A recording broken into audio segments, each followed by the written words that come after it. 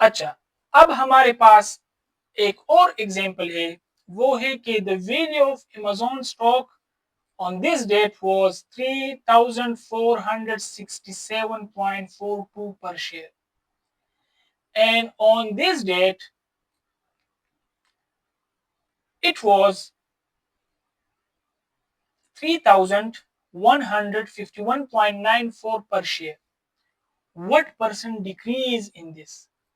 अच्छा, उसमें तो इंक्रीज आया था, अब इसमें डिक्रीज आया है, तो कितना परसेंट डिक्रीज आया है? तो अगेन फर्स्ट हमने एब्सोल्यूट चेंज जो है ना उसको फाइंड करना है। तो उसका जो फार्मूला है वो एब्सोल्यूट एंडिंग पॉइंट या माइनस स्टार्टिंग। तो इसमें हमारे पास एंडिंग क्या है, वो है 3,151.94 माइनस स्टार्टिंग क्या है 3,467.42।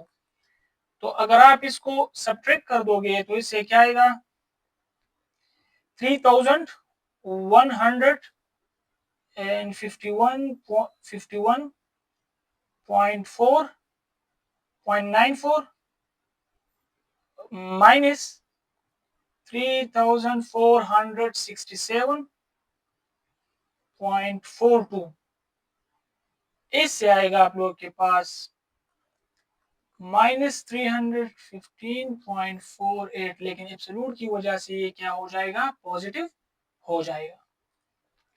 अच्छा, अब हमारे पास रिलेटिव चेंज क्या है? रिलेटिव चेंज वो हमारे पास है एब्सोल्यूट चेंज डिवाइडेड बाय जो हमारे पास स्टार्टिंग पॉइंट है। एब्सोल्यूट चेंज हमने फाइंड कर दिया, वो क्या है 315.48 डिवाइडेड बाय स्टार्टिंग पॉइंट हमारे पास क्या है 3,467.42। तो अब अगर आप इसको डिवाइड करोगे 3,467.42 तो इससे आएगा 0.90। तो अगेन जब आप इसको परसेंट में कन्वर्ट करोगे तो ये क्या हो जाएगा सॉरी 0.090। ठीक है, तो जब आप इसको परसेंट में कन्वर्ट करोगे तो आप लोगों ने क्या करना है 2 डिजिट राइट साइड पर लेकर जाना है, तो ये क्या हो जाएगा 9.0%। इट्स मीन कि इसमें 9% डिक्रीज आया है।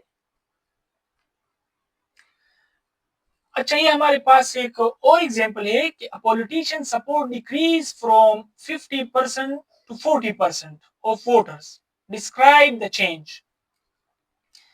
अच्छा, एक पॉलिटिशियन है, उसका जो वोटर्स है उसमें पॉपुलैरिटी है उसमें 50% से वो डिक्रीज होकर 40% पे आया है।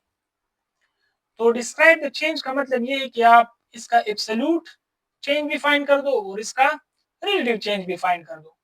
एक बात याद रखो कि जब भी आपको परसेंटेज में से परसेंटेज गिवन होगा तो वो इतना सिंपल नहीं होगा। अब इसका ये मतलब नहीं है कि इसका रिलेटिव चेंज भी 10% होगा, नहीं, हम इसको चेक करेंगे।